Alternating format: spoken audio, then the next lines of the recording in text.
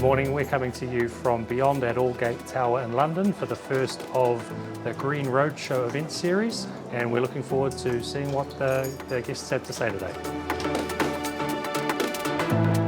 How are we prioritising ESG matters in our company is that we are really embedding this into all of our business operations, from managing assets to transacting assets to developing assets. It's no longer the responsibility of the individual ESG team, but really embedding it into the teams that are conducting those operations.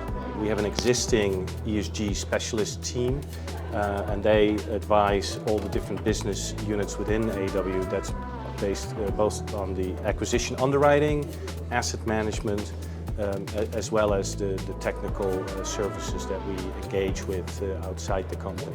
ESG prioritization in our company is something that we have basically have had for a long time, yes, so this is not something new.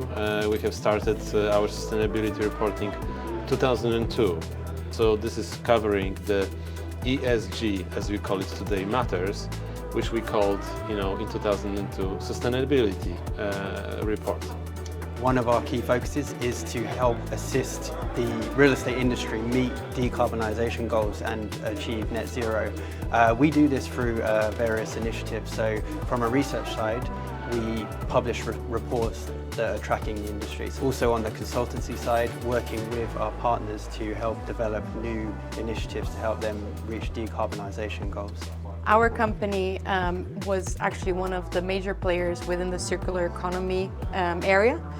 We acquired EPEA 9 years ago, and EPEA was actually the developer of the cradle-to-cradle methodology.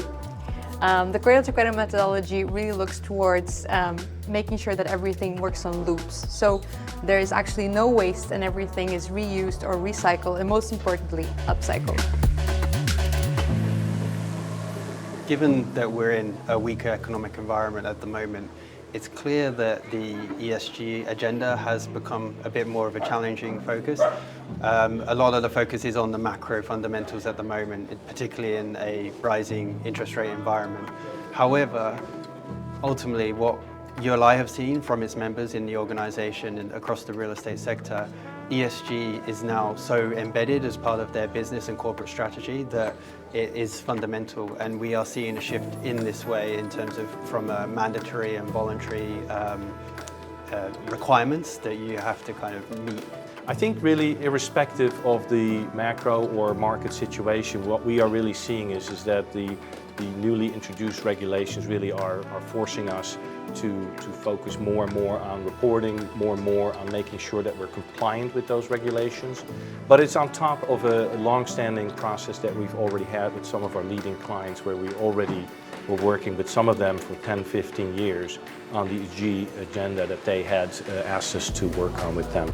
I do think it is more challenging to prioritise ESG matters in a market where it's very inflationary, there's asset reallocation within the industry, but I do think it's very important, and I think that the market is cyclical, and ESG is something that we need to take a long-term view on, and we definitely need to prioritise it even when times are difficult.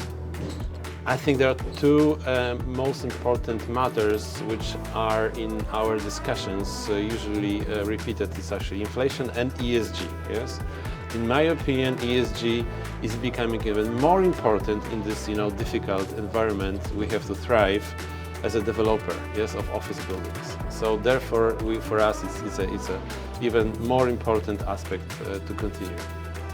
It was always difficult to prioritize ESG and net zero on any market. I think that now, because of the legislative push that is happening within the European continent, especially obviously within the European Union, the companies are slowly awakening up to the situation that they need to address this issue. They need to start looking at net zero, they need to start looking at their emissions, and the market is really starting to become a little bit more aware, and hopefully the industry will mature itself within the next couple of years. But it is still at a starting point, and we still have a long way to go.